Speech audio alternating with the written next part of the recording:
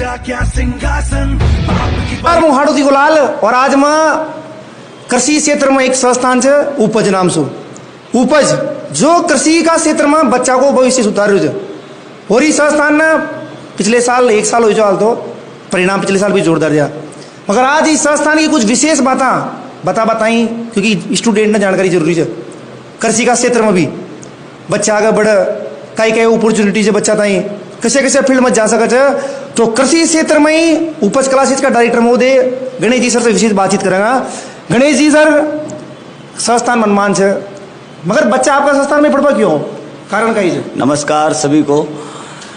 भाई हम यहाँ जो है 11वीं और 12वीं के लिए एग्रीकल्चर की कोचिंग चलाते हैं और जिसमें जेट और CUET एंट्रेंस एग्ज़ाम की तैयारी भी करवाते हैं। और हमारा यहाँ पढ़ाने का तरीका ऐसा है जिसमें हम बच्चों को प्रायोगिक तरीके से सिखाते हैं, न कि किताब में से जैसा किताब में है वैसा का वैसा ही जो है स्टूडेंट को परोस दिया प्रैक्टिकली। तो ये तो क्या है स्टूडेंट को परोसना हो गया।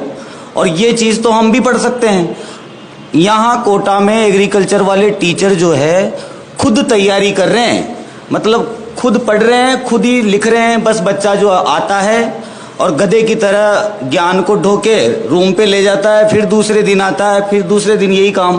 तो हम यहाँ गधे नहीं बनाते, मतलब बच्चों को जो है एक स्मार्ट स्टडी करवाते हैं। और स्मार्ट स्टडी का मतलब ये है कि बच्चा अगर मान लो फ्यूचर में जॉब लगता है, किसी कृषि विभाग में सेवा देता है, तो उसे वहाँ किसानों से बोलने में आसानी रहे और किसान जो भी प्रैक्टिकल चीज़ें बताए वो आसानी से किसानों को हम भी बता पाए। जैसे जो भी विद्यार्थी रहेगा वो आसानी से किसानों को समझा पाए, जिससे कि किसानों का भी भला हो और एक अपना लेवल भी रहे पढ़ाई का। कितना साल हो गया आपका संस्थान में?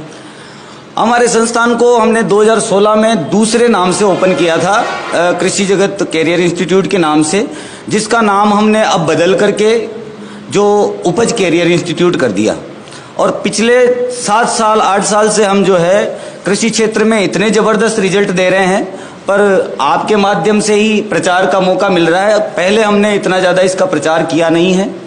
मैं आपको 2018 का बता देता हूँ। 2018 में हमने पूरे राजस्थान में हमेश मीणा की 480 में से 413 नंबर ला करके दूसरी रैंक दी। उस समय जो है पेपर थोड़े ऐसे बनते थे कि आराम से थोड़े ज़्यादा नंबर आ जाते थे, पर फिर भी 413 नंबर लाना मतलब हाड़ौती में अभी तक किसी ने जो है 413 नंबर का कारनामा यहाँ पर नहीं किया है। अब वर्तमान में कहीं पढ़ा रहे जी, यहाँ कहीं तैयारी है? वर्तमान में हम 11वीं 12वीं और इंग्लिश मीडियम हिंदी मीडियम पढ़ाते हैं, साथ में जेट और CUET एंट्रेंस एग्जाम की तैयारी करवाते हैं। कुछ विशेष हमारे बच्चा था, कुछ विशेष कुछ स्कॉलरशिप को भी चालू होता है? अभी हमने कल से जो है जेट क्रैश कोर्स का बैच स्टार्ट किया है, जिसकी परीक्षा 2 जून को है। इस परीक्षा के लिए हमने कोचिंग में, जैसे ये यहाँ पर आप फोटो देख पा रहे हो, हमने ऐसी सुविधा उपलब्ध करवाई है। एक टेस्ट देना होगा, जब भी आप आते हो तब एक टेस्ट दो। अगर उसमें आप 200 नंबर लाते हो 480 में से, तो आपको जो है 200 नंबर लाने पर 50% छूट दी जाएगी। 50%, जैसे 7000 फीस है हमारी जो कि सबसे कम है, इसमें 50% छूट होते ही डायरेक्ट 3500 रुपये बचेंगे। और 3500 रुपये में आपकी क्रैश कोर्स की जबरदस्त तैयारी करवाई जाएगी। ऐसा है। अब यो विशेष ऊपर जो बच्चा एग्रीकल्चर में जेट की तैयारी करो सर, एक बार स्कॉलरशिप टेस्ट दियो, गरीब बच्चा को फायदा दो, क्योंकि टैलेंट वो पता भी चलोगे साथ में, विशेष डिस्काउंट भी साथ में। अब गुरुदेव बच्चा का ना कंफ्यूज रहते कि यार एग्रीकल्चर सब्जेक्ट ले लिया, फायदो का एग्रीकल्चर में कई फील्ड स्कोप का ही। ये दिक्कत मेरे पास भी बहुत आती है और मैं ये सोचता हूँ, जैसे हमारे एग्रीकल्चर में 100 बच्चे हैं जिन्होंने 11वीं में एग्रीकल्चर ले ली, 12वीं पढ़ ली, 12वीं के बाद में जेट का एग्ज़ाम दिया और जेट के एग्ज़ाम के बाद में क्या करते हैं, वेटरनरी करने लग जाते हैं, BSc करने लग जाते हैं, उसके बाद में BA करने लग जाते हैं, BSTC करने लग जाते हैं। अरे भाई एग्रीकल्चर ली है तो एग्रीकल्चर में ही रहो।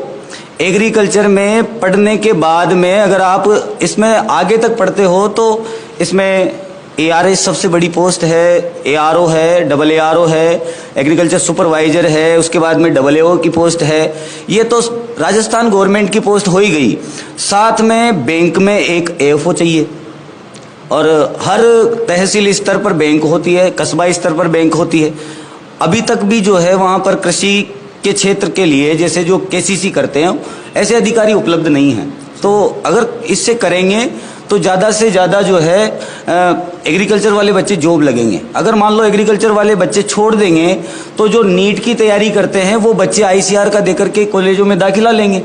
तो इसलिए ये कहना चाहता हूँ मैं कि एग्रीकल्चर वाले बच्चे ही जो है एग्रीकल्चर में आगे बढ़े, न कि दूसरे फील्ड वाला बढ़े। ऐसा बिल्कुल विशेष सूचना दिया। जो कृषि से संबंधित बच्चा तैयारी कर रहे थे घना अपॉर्चुनिटी वक्त है भी ये होगी पोस्ट हो तो बैंक में, मगर बच्चा याद ही न रहे।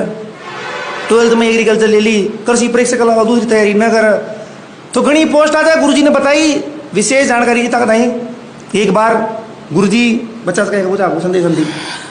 अब यह बात मुआड होती मैं खबो चाहूँ कि जैसे एग्रीकल्चर में माँ का एग्रीकल्चर में सिस्टम का है आर्ट्स कहाँ की नहीं भी हो गया बच्चा और एक जो है साइंस कहाँ की नहीं भी हो गया।